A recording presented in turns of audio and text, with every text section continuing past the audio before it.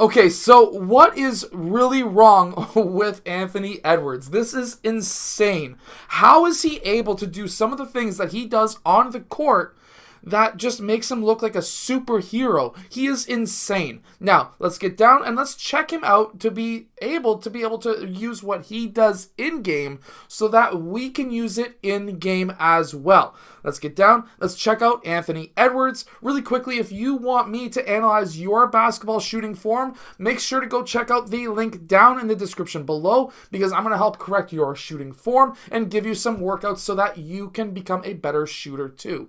Let's get down. Let's check out Anthony Edwards. Okay, so in this first clip, he's attacking baseline. His defender at this point is giving him baseline in hopes that this man is going to be able to come over and trap along the baseline. That is their hope. That is not what happens, however. Anthony Edwards takes very few dribbles. That's his last dribble that he takes in this case, and then he takes his 2 steps, technically 1 step. And then he's able to go up and posterize that defender. Now, how was he able to do this? This is what you call a penultimate step right at the end. So he goes right foot first, slightly angled away from the rim so that he can get a little bit more power going towards that rim. And then he's going to take that second step, this left foot that pivots around. This foot here is going to help push him towards the basket. This foot is going to help lift him up off the ground. He's also using more than just his legs too. As we can see, he is angled at his hips. He's got roughly a 90-degree angle, which means that he is engaging his lower back so that he can use his lower back muscles to be able to get him up off the ground and have more power doing so. When he does this penultimate step too, even though it looks like his foot is flat on the ground, we can see a little bit of a shadow on his heels. He is engaging his Achilles, which is extremely important. You want to be on your toes when you are doing this, and he is able to then explode up. This is the muscle groups that you need: lower back, calves, quads, hamstrings. All of those are extremely important to being able to jump higher if you are looking to jump higher in game. I have a vertical jump training program down in the description below as well. So now he's coming off of a screen.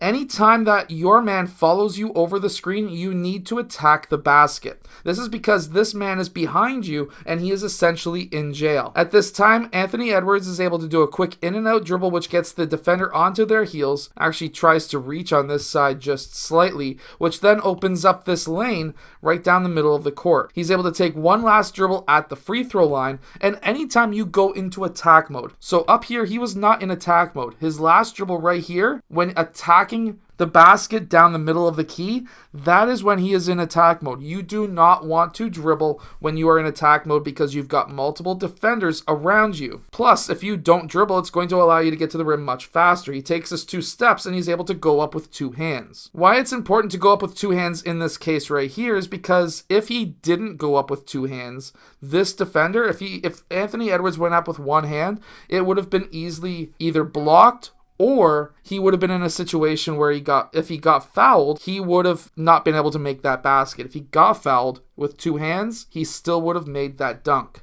So now on the defensive end, if you want to be a defensive beast like Anthony Edwards is, watch what he's able to do right here. This defender is shying away from contact while Anthony Edwards is going in to try and create contact.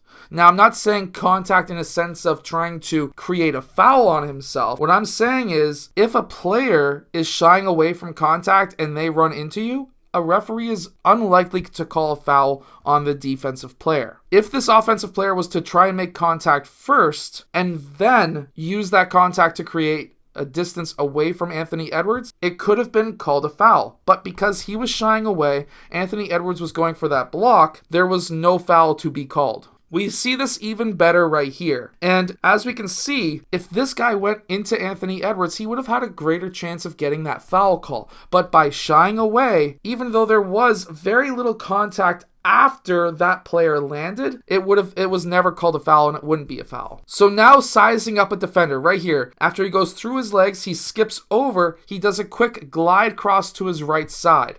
This is extremely important because now this guy shifted too far and there's a secondary defender coming down to try and help out if Anthony Edwards was to drive down middle. Remember, we always want to try and drive down middle as much as possible because that puts pressure on the defense because nobody wants you in the paint. So he does that quick glide crossover. He goes through his legs one more time. Watch how much this guy shifts just from that one cross. That created enough distance between Anthony Edwards and that defender so that Anthony Edwards was able to pull for that shot. We have to remember, as players ourselves, we have to know exactly how long it'll take us to go from gather up into our shot, which means that if you can figure out the distance that you need between yourself and the defender, that this shot in this case is not even contested because he knows how much time he has to shoot. And then there is moves like this. Why everyone thinks that Anthony Edwards is Michael Jordan's son, because he's able to do these quick shoulder fakes that allow him to get these shots wide open. So Anthony Edwards was attacking down middle. This is a move that we can all do. This is not a difficult move. He does a quick spin. He gathers the ball right here on both feet. He gets both hands on the ball on both feet, which means that he can choose which foot can be the pivot foot. At this time also, he does a quick shoulder fake towards the middle of the key, and remember, nobody wants anyone to go down the middle of the key if they are defense, which shifts this guy's momentum over towards that side, as we see right there. Now, because he hopped into using both of those feet, he now chose to use this foot as his pivot foot, which then allowed him to turn, and then because he is turning over his left shoulder as a right-handed player, he needs to kick that right leg out. That's exactly what we see right there, which allows him to get that right side of his body in line so that he is able to make that shot off glass. He hit it right off the top of that top corner of that square. It was a nice shot. But if you are turning over your left shoulder and you are a right-handed player, you need to kick that leg out to get your shoulder and elbow in line with the rim, which will allow you to have that straight shot as you would like.